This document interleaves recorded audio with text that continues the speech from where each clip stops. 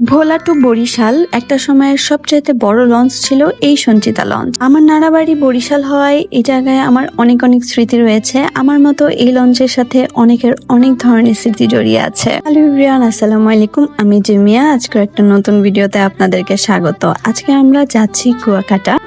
কয়টা বাজে ট্যুরে যাচ্ছিস? সকাল 6টা। 6টা বাজে ট্যুরে যাচ্ছিস? কই যাচ্ছিস? কুয়াকাটা। হঠাৎ একটা প্ল্যানে আমরা যাচ্ছি আজকে কুয়াকাটা ট্যুরে।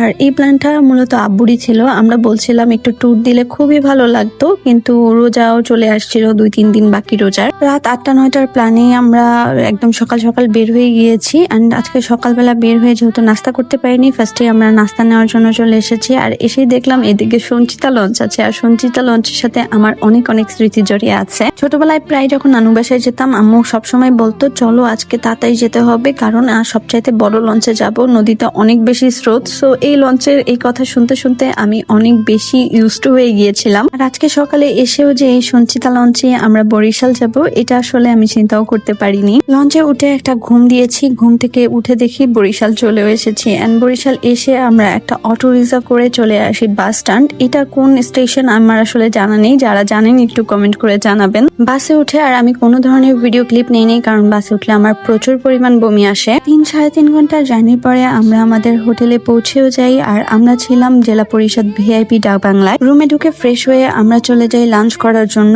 যেহেতু দুপুর প্রায় 3টা বেজে গিয়েছিল আর আমাদের বেশ ক্ষুধাও লেগে গিয়েছে। আমি আবার বাসে তেমন কিছু খেতে পারি না বমি আসার ভয়ে, তাই আমার অনেক বেশি ক্ষুধা লেগে গিয়েছিল। খাওয়া দাওয়া কমপ্লিট করে আমরা সবাই আবার বিচে চলে আসি। যদিও আব্বু আম্মু আসেনি, আমি আর আমার বোন এসেছি। আব্বু আম্মুরা রেস্ট নিচ্ছিল। আমরা এই জায়গায় একটা শাড়ি পরে এসেছিলাম, বাট বিচে এত বেশি রৌদ্র ছিল যে ভালো কোনো পিকচারই আসলে তোলা সম্ভব হয়নি। কিছু পিকচার আর ভিডিও তুলে আমরা আবারও হোটেলে চলে যাই। হোটেলে এসে আমরা শাড়ি চেঞ্জ করে চলে যাচ্ছিলাম দোলনা পয়েন্টের দিকে। এই জায়গায় আমার আসার অনেক ইচ্ছা ছিল। আমার বোন আর আমরা আগে কুয়াকাটা আসলেও আমার কুয়াকাটা এটা ফার্স্ট টাইম। আর দোলনা পয়েন্টে ঢোকার পথে এই শুটকি মার্কেটটা দেখে আমার বেশ ভালো লেগেছে। আমার মতো শুটকি লাভারদের এটা খুবই ভালো লাগবে। এন্ড এসে আমরা দোলনায় কিছু পিকচার এন্ড ভিডিও করেছি। এই ভিডিওটা আপনারা অনেকে দেখেছেন এবং পছন্দও করেছেন। আপনারা ভেবেছিলেন এই ভিডিওটা হয়তো বা ভোলায়, আসলে এটা ভোলায় না, এটা কুয়াকাটাতে। আর এই জায়গায় আমি আমার ফাল্গুনের শুটটা কমপ্লিট করে ফেলেছি, যাতে ফাল্গুনের দিন আমি এগুলো পোস্ট করতে পারি। আসার সময় হাতে মেহেদি দিতে পারিনি, বাট হাতে একটা স্টেন ছিল, ওইটারও ভিডিও নিচ্ছিলাম। আর এই জায়গায় অনেক বেশি জেলিফিশ ছিল। জেলিফিশে অ্যাকচুয়ালি পাটা হাতটা দেওয়া যায় না, আর এই জায়গায় এত জেলিফিশ ছিল যে হাঁটাই যাচ্ছিল না। পিকচার ভিডিও নেওয়ার পরে